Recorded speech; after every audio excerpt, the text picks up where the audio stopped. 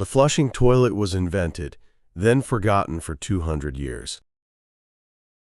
Sir John Harington was a godson of Queen Elizabeth I, and he was in trouble at court for passing round a rude story. While he was away from London, he designed a water closet with a cistern above it, a valve, and a pan that emptied when you pulled a handle. He built one for himself and one for the Queen at Richmond Palace. She used it. Then he wrote a book about it, full of jokes aimed at people at court, and the book got him into more trouble than the invention got him credit. Nobody built another. The idea sat unused for 179 years. What was missing was not the flush. It was the smell. A pipe that carries water away also carries air back, and no house wanted that pipe indoors.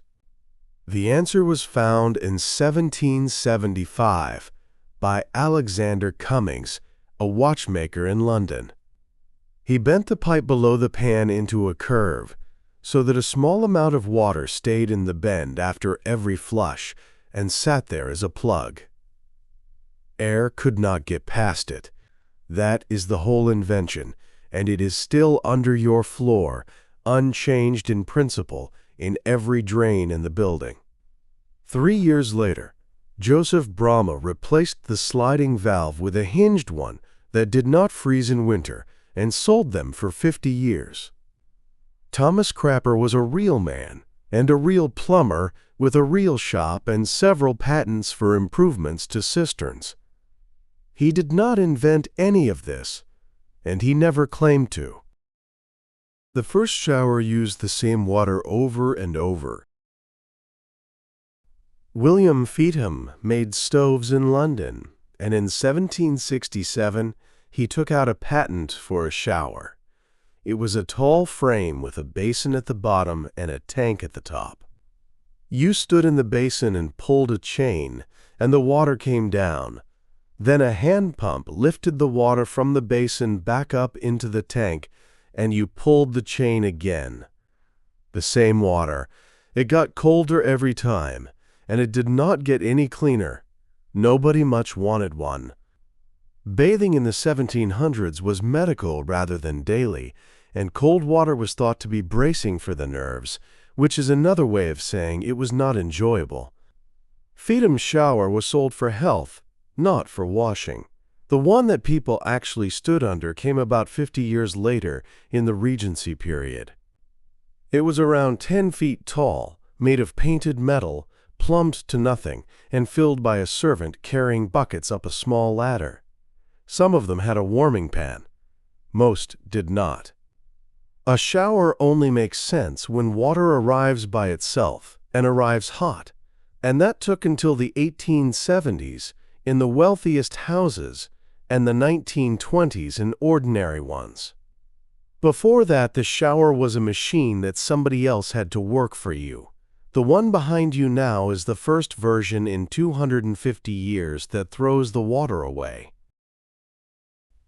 Hot water from a tap was invented by a painter.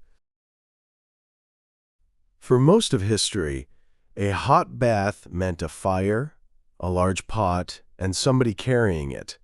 A bath for one person is around 30 gallons. Carrying it upstairs took a servant most of an hour. And the water at the top of the bath was cold before the water at the bottom was used.